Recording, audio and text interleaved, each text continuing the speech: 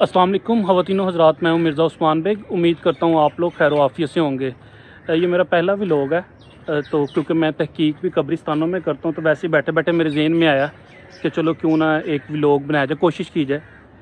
तो आज हमारे एक तारीख़ के बहुत बड़े उस्ताद, अभी रिसेंटली उनका इंतकाल हुआ 2021 में, जनवरी में 13 जनवरी 2021 में, प्रोफेसर अहमद सईद।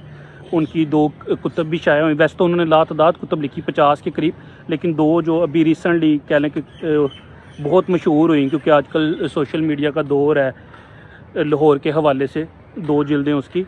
तो मैं उनकी आखिरी राम का तलाश करने आया था। तो मैंने कहा चलें, ये बदकिस्मती कह लें हमारी कौम की कि हम लोग जो हमारे उस्ताद हैं या प्रोफेसर हजरात हैं उसमें थोड़ा सा कम इंटरेस्ट लेते हैं। जो हमारी फ़िल्मी दुनिया के अदाकार वगैरह हैं उनमें हम लोगों को ज़्यादा इंटरेस्ट होता है। तो मैंने कहा चलें अपने नाज़रीन को एक पाकिस्तान का बहुत बड़ा नाम मज़ाहिया अदाकार मोहम्मद सईद ख़ान रंगीला के नाम से, जिनको आप जानते हैं, उनकी आखिरी राम का दिखाऊं और चंद बातें भी आप लोगों से करूं।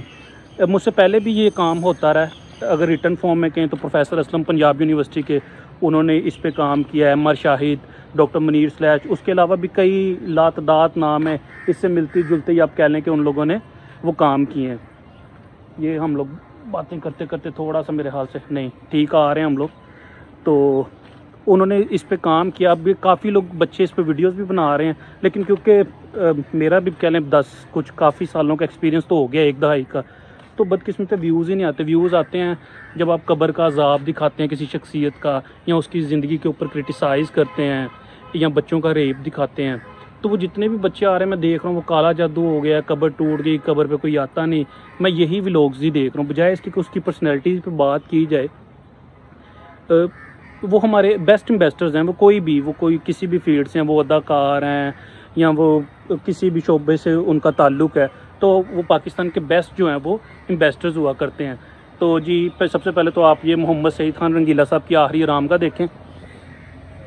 ये अदाकार रंगीला की आखिरी आरामगाह है। आपकी यहाँ पे जो कतबे के ऊपर तारीख़ पैदाइश लिखी हुई है वो 1 जनवरी 1937 है, और तारीख़ वफ़ात जो है वो 24 मई 2005 जो है वो दर्ज है। इनके नाम पे लाहौर में एक गली का नाम भी है जो मुल्तान रोड है, वहाँ पे उसके सामने। तो इनकी पूरी वीडियो मैंने बनाई हुई है। पंजाबी के हमारे बहुत बड़े राइटर हैं मुदस्सिर बशीर साहब, उनके व्यूज़ भी लिए थे। तो यही बात आप लोगों से करने में प्रोफेसर साहब की आखिरी राम का ढूंढना था। और एक और बात, जो भी इस फील्ड में आना चाहते हैं, जो ये मौसम होता है अगस्त का, जुलाई, अगस्त, सितंबर, ये रिसर्च के लिए तो नहीं होता। आप अपने वालिदैन की होगी, रिश्तेदारों की कब्रों पर तो आप किसी टाइम पर भी जा सकते हैं, और फातिहा भी आप कहीं पर भी कर सकते हैं। बहुत सारे लोग जो हैं वो बाहर के ममालिक में शिफ्ट हो गए हुए हैं बच्चे, तो वो कतन इसका ये मतलब नहीं होता कि अगर कोई कब्र की सफाई नहीं है तो नाउज़ुबिल्लाह इससे। अभी मैं कई कब्रें देख के आया जो वो गिर गई हुई हैं। तो जब बारिश होगी ज़्यादा तो कोई भी कब्र गिर सकती है, क्योंकि नीचे से जो ज़मीन है वो नरम होती है, ठीक है। जिन्होंने तो पक्की बना ली, पक्की कब्रें भी इवन के गिर जाती हैं, जितनी जो बारिशें पीछे हुई हैं हज़ारों की तादाद में गिर गई। इसीलिए कहते हैं कि कब्रिस्तान जो है आप वो चक्कर लगाते रहें। उसके हवाले से भी हमारे पास कई अहादीस भी मिलती हैं।